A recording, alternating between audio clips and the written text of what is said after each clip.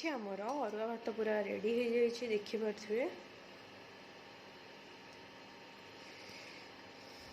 तो अरुआ भात को तो डालमा निश्चय ये आमर डालमा बसी सब भेजिटेबल्स देखिपे आलू बीन्स गाजर कखारू बैगण सारू नियाई देसी आलू सब प्रकार भेजिटेबल्स गाजर डालटा हो आसलानी एवं छुंक दबा। तो ये देखिपे गुआ घी अच्छी एवं छुंक दबा।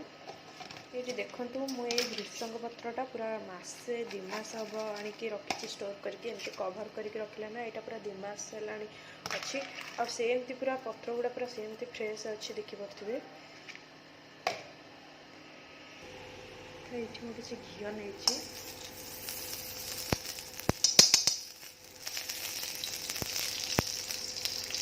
तो डालमा ना सब बड़े गुआ घी छुंकटा देवे और टेस्ट पूरा एत बढ़िया लगे। एवं शुखला लंका पकईदे शुखला लंका आमर हो आसला फुटण पकईदे पंच फुटण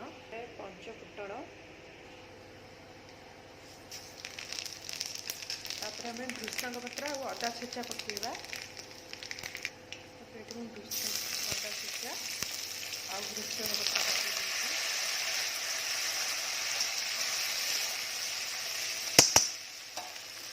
तो बढ़िया बास्ना आसला बढ़िया सुंदर बास्ना पूरा।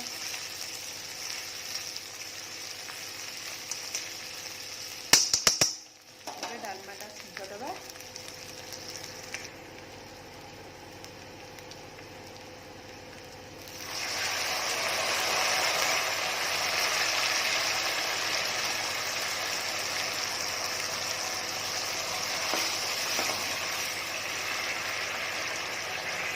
ये आमर पूरा छुंकटा लगिगला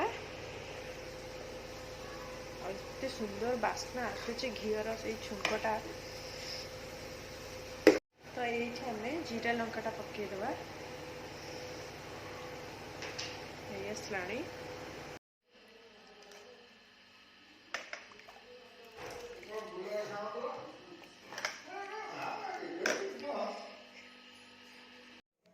यहाँ हूँ सुनसुनिया शाग देखिए पूरा भल से धुआ ही बछा ही शाग कटा हो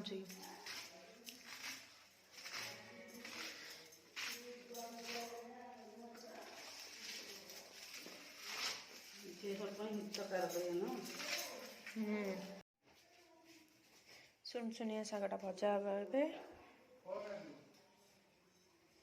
चुन चुन कर पूरा कटा ही किसी पियाज पकेली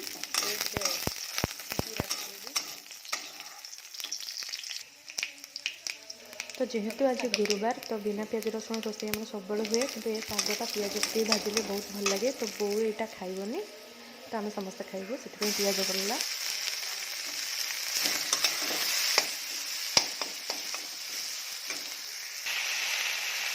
शाग ए लुण पकईदे लुण देखा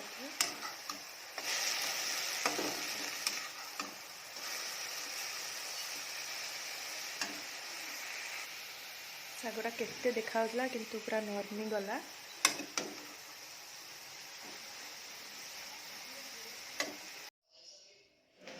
तो ये देखु बिना पियाज रसुण रे बंधाकोबी छिंचड़ा होती।